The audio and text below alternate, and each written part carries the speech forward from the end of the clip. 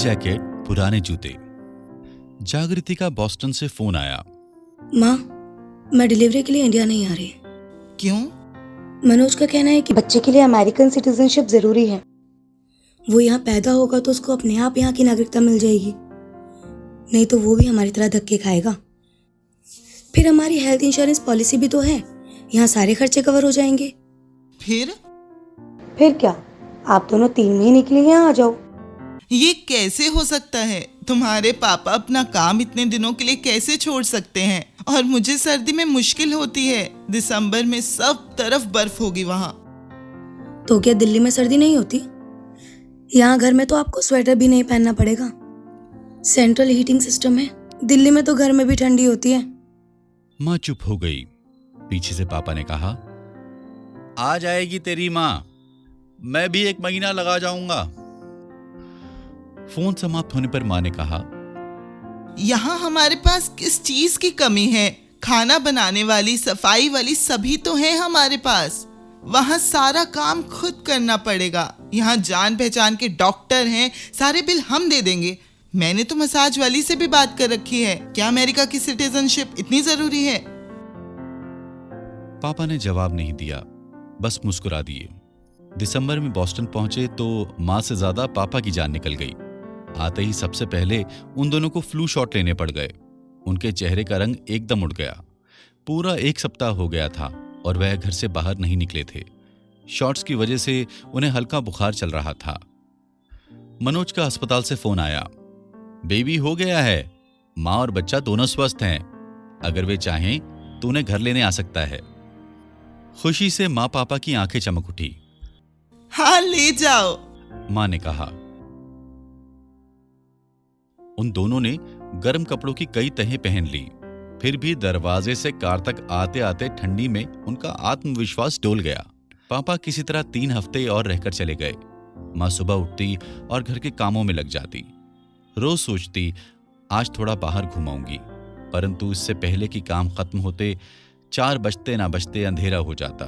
वह खिड़की से बाहर फैली बर्फ देखती और सोचती एक दिन जाकर अच्छे जूते और जैकेट ले आऊंगी, पर वह दिन भी टलता रहा। जागृति बच्चे के साथ रात रात भर जागती थी।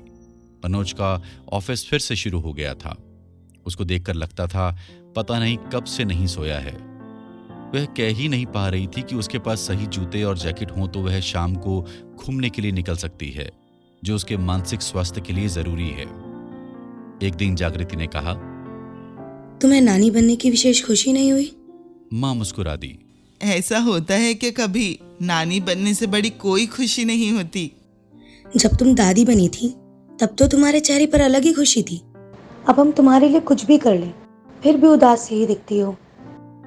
मैं खुश हूँ। तेरा घर, बच्चा, इससे ज्यादा हमें क्या चाहिए? हाँ, तुम्हारा भाई भाभी को लेकर हमारे पास आया था। वो मेरा अपना परिवेश था। पापा भी साथ थे, बाकी सब लोग भी थे। हमारा घर भर गया था। जीवन के जो अर्थ हमने चाहे थे हमें मिल गए थे। तो ये भी तो तुम्हारा ही घर है ना? हाँ बिल्कुल है, पर ये घर मेरे लिए नया है। सर्दी में तो यहाँ अच्छे खासों को डिप्रेशन हो जाता है। फिर मैं अगर चुप हो गई हूँ तो इतनी हैरानी क्यों है? जागृति ने जवाब नहीं दिया और बाथरूम चली गई। वापस आई तो माँ के सामने खड़े होते हुए कहा, तुम इस तरह उदास रहती हो तो मनोज को अच्छा नहीं लगता। माँ मुस्कुरा दी। मनोज से कहना हमारा स्वभाव इकट्ठा रहने के लिए बना है, अमेरिका की सिटीजनशिप के लिए नहीं। इस बनावटी इच्छा के लिए मैं असली खुशी कहाँ से लाऊं? शाम को मनोज आया तो उसके हाथ में जैकेट थी। जैकेट की गर्मी को महसूस कर वह भाव विभोर हो उठी। मैं कब से आपको बाजार ले जाकर विंटर वार्डरोब की शॉपिंग कराना चाहता था, पर समय ही नहीं मिल रहा था। आज मॉल के आगे से गुजर रहा था तो आपके बिना ये जैकेट ले आया। उम्मीद है आपको पसंद आई होगी। बहुत। और उसने मुस्कुराकर मनोज के माथे पर चुंबन दे दिया। मनोज ने एटिक से जागृति के लेदर के बड़े जूते निकाल दिए, जो माँ को 2 जोड़ी मोटी जुराब पहनने के बाद पूरे आ गए। माँ सब पहन के बाहर निकली तो अंधेरा फैल चुका था और स्नोफॉल हो रहा था। माँ को कहीं पड़ा याद आ गया, मौसम कभी गलत नहीं होता, हमारे वस्त्र गलत होते हैं। आज वह पुराने जूते और नई जैकेट पहनकर जीवन में पहली बार स्नोफॉल का सुखद अनुभव ले रही थी। दिल्ली में बड़ा सा घर नौकरों चाकरों की सुविधाओं को धुंधला होने की इजाजत दे रही थी।